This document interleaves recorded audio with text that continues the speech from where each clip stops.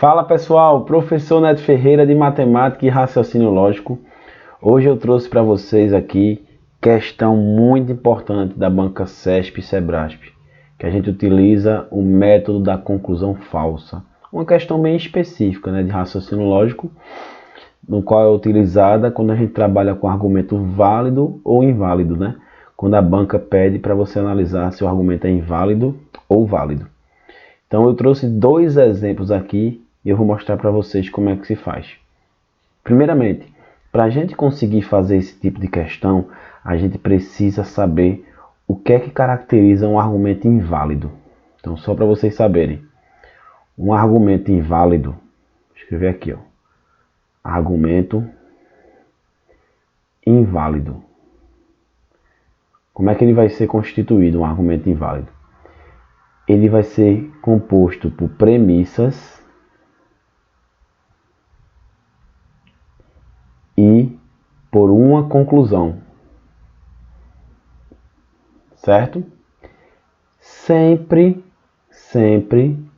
a conclusão sendo falsa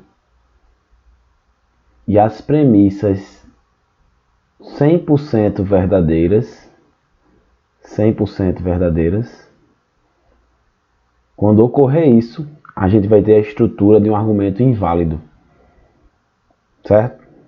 E se não ocorrer isso, caso não ocorra, o argumento será válido, porque só existem duas possibilidades: ou o argumento é válido ou ele é inválido. 100% de premissas verdadeiras e a conclusão sendo falsa, o argumento é inválido. E se não ocorrer isso, o argumento é válido. Então, caso não ocorra essa configuração,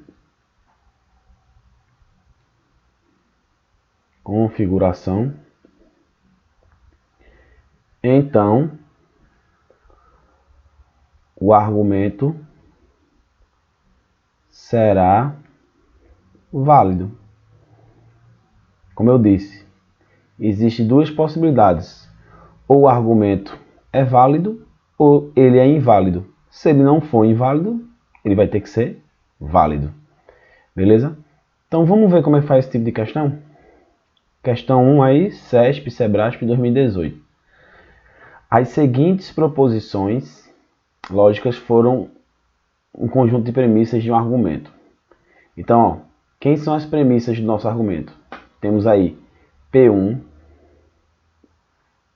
temos P2, temos P3, E depois vamos ter uma conclusão, Então, no final ele fala aqui numa conclusão. A conclusão é Pedro é músico. Então, premissa 1.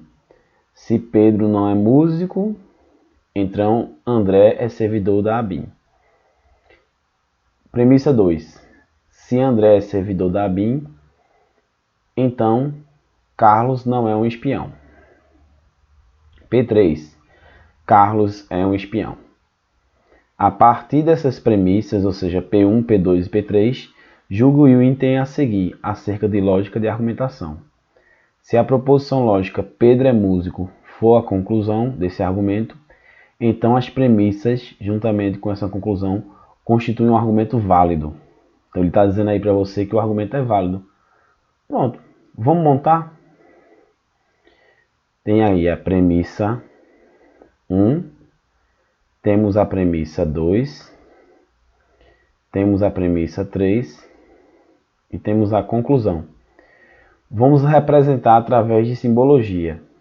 Então a premissa 1 é Pedro não é músico. Então eu vou representar Pedro não é músico por não P, negação de P, tá? Como é sim então, o símbolo do sim então é essa setinha, André é servidor da ABIN. Então eu vou botar André é servidor da ABIN A, só para representar. P2. Se André é servidor da ABIN, que é A, então a setinha, Carlos não é um espião. Então eu vou representar Carlos não é o espião por não ser, negação de ser. Professor, eu poderia representar por ser? Poderia, sem problema. P3, Carlos é um espião. Então, se Carlos não é o espião, é um tiozinho com C, a negação que é Carlos é um espião vai ser C só, tá? E a conclusão é Pedro é músico. Pedro é músico é P só, né? Porque Pedro não é músico, foi um tio com P. Então Pedro é músico é P. Então para que eu estou fazendo isso, professor Neto? Para representar o seu argumento através de simbologia de proposições, para facilitar, para não ter que escrever a frase toda. O que é que a gente faz agora, Neto? Sempre que a CESP perguntar aí se o argumento é válido ou inválido, nesse tipo de estrutura que fornece premissas e conclusão, tu vai fazer aí o que chamamos de método da conclusão falsa. Método da conclusão falsa, tá? Não é um nome técnico não, isso aí não, tá? Método da conclusão falsa. Na verdade, isso aí é como se fosse provar por absurdo na matemática, né? Mas aí a gente chama convenientemente de método da conclusão falsa. O próprio nome é bem sugestivo. O que é que a gente faz? A gente sempre testa a conclusão como falsa. Então esse P aqui eu vou colocar o quê? Falso, sempre. Para quê, Neto? Para tentar forçar um argumento inválido. Ou seja, se eu comecei com o pressuposto de que a conclusão é falsa, eu vou ter que fazer com que todas as minhas premissas sejam verdadeiras. Se elas não forem verdadeiras 100%, não vai ser inválido. Professor Neto, se o argumento não for inválido, ele vai ser o quê? Válido, porque só existem essas duas possibilidades. Ah, professor, então eu vou meter aqui tudo verdadeiro nas premissas. Mas não é assim, não é você querer colocar verdadeiro. Tem que ver, porque tem uma proposição às vezes que depende da outra, né? Então, por exemplo, C aqui na P3, ela está sozinha. Então, ó, verdadeira. Posso colocar aqui. Ela não depende de ninguém. Tá ok.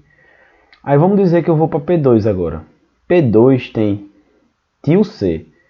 Se C é verdadeiro, tio C aqui é falso, né?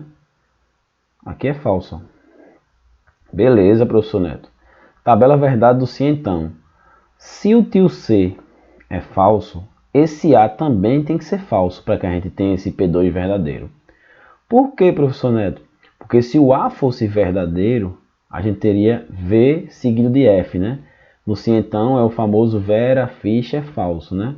Quando a gente tem um antecedente verdadeiro e o consequente falso, o sim então é falso, né? Então eu não queria que desse falso o sim então. Então eu coloquei o A falso. Vamos ver se a gente vai conseguir, né? Então eu já sei que o A é falso. Então o A vem para aqui para cima, olha de novo aqui, ó. Falso. Beleza. Mas observe que tem tio P aqui. E a gente já achou P. O P foi a conclusão que era falsa, né? A gente não testou falso. Se P é falso, o tio P é o quê? Verdadeiro. Oxe, Neto, e agora? Porque V seguido de F no sim então é vera ficha. E vera ficha é o quê? Falso. Eita, Neto, então observe. Você tem aqui as três premissas. Aqui são as premissas, né? E depois a conclusão. Neto, a gente conseguiu colocar a estrutura de um argumento inválido? Não, a gente não conseguiu. Por quê? Porque a estrutura do argumento inválido são premissas 100% verdadeiras. Essa P3 deu verdadeiro, essa P2 deu verdadeiro, mas P1 não deu. Então, o argumento não é inválido. Conclusão. Não é inválido. Muita calma nessa hora para não errar. Aí agora a gente vai olhar a pergunta aqui, tem ó. As premissas juntamente com essa conclusão constituem um argumento válido? Certo a resposta. Porque a gente descobriu que o argumento não é inválido. Se ele não é inválido, o que é que a gente conclui? Então, ele é válido. Pronto, é assim que se faz esse tipo de questão. Professor, você fez P3 e P2 primeiro, aí depois foi para P1. Eu poderia ter feito P3 e depois ter ido para P1 e deixasse por último P2? Poderia. O que é que ia ocorrer? Você ia achar P3 verdadeiro, P1 verdadeiro, aí a P2 que ia ser falso. Então independe. Se eu achasse P1 falso ou P2 falso, de qualquer maneira eu não teria um argumento inválido, né? Então esse é o objetivo desse método, tá? Aí para você ver, questão 2018. Vamos agora para a próxima, questão 2021. Mesmo estilo. A gente tem aí, ó, premissa 1, premissa 2, premissa 3. E tem uma conclusão. Considerando o argumento formado pelas proposições precedentes, em que C é a conclusão e P1 a P3 são as premissas. Julgue o item a seguir. O argumento apresentado não é válido. De novo, método da conclusão falsa. Quando ele diz que não é válido, o que é que significa? Ele está dizendo que é inválido. Será que é? Vamos ver. Mesmo sistema, eu vou colocar P1, P2, P3 e C, que é a conclusão. E vou escrever aqui, ó. Aqui tem sim então, beleza. Vamos representar as proposições. Vamos lá. A primeira, se a fiscalização foi deficiente, então, vou botar FD, fiscalização deficiente.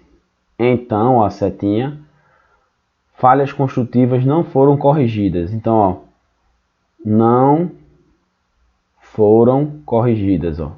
Não FC. Só para representar, né? Aí na P2, se as falhas construtivas foram corrigidas. Não foram corrigidas é um tio com FC, o não foram. Foram vai ser FC. Então, os mutuários não tiveram prejuízo. Então eu vou botar tio M. Não mutuários, não tiveram prejuízos, né? Se você quiser pode botar tio P. Estou colocando não mutuários. É indiferente, a representação é você que faz. P3. A fiscalização foi deficiente. A gente já fez lá em cima. A fiscalização foi deficiente é FD. E a conclusão é o que? Os mutuários tiveram prejuízo. Os mutuários não tiveram é tio M.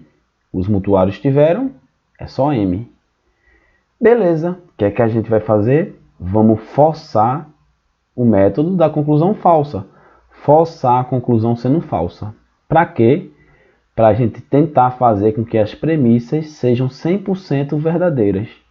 Vamos ver se a gente consegue? Então é tira e queda esse método. Você vai ver que quem nunca fez essa questão acha difícil. Quando começa a fazer, aí pega o jeitinho. Então, ó, M é falso. Vamos lá. FD está sozinho. Vou botar verdadeiro, vou forçar. Eu quero que premissas sejam todas verdadeiras. A conclusão que é falso, né? E agora, FD é verdadeiro. Então, ó, beleza, aqui é verdadeiro. Eita, professor, aqui é um sim então. Para dar verdadeiro, não pode ter falso aqui não. Porque se fosse falso, ia dar Vera Ficha. E Vera Ficha é falso, né, professor? Isso. Então, aqui o seu consequente tem que ser verdadeiro também aqui, ó. Beleza? Então, verdadeiro com verdadeiro deu verdadeiro. Ótimo. Tio FC é verdadeiro. E FC, se a negação dá verdadeira, a proposição normal dá falso. Beleza. Já acabaria aqui. Eu só vou colocar M só por desencargo, né? Porque M é falso. Tio M vai ser verdadeiro. Mas quando a gente tem um sim então, começando com falso, ele já é verdadeiro. Porque a única possibilidade do sim então dar falso é no V seguido de F, Vera Ficha. F seguido de V não é Vera Ficha, então deu verdadeiro. Eita, professor, então eu consegui uma estrutura de um argumento inválido. Premissas 100% verdadeiras, conclusão falsa. Eita, é mesmo, então o argumento é inválido. Por quê? Porque a gente conseguiu forçar isso. Tem vezes que a gente não consegue. Quando a gente não consegue, aí seria válido, porque se não for inválido, será válido. Mas aqui a gente conseguiu, então ele é inválido. A questão disse o quê? O argumento apresentado não é válido. Não é válido significa inválido.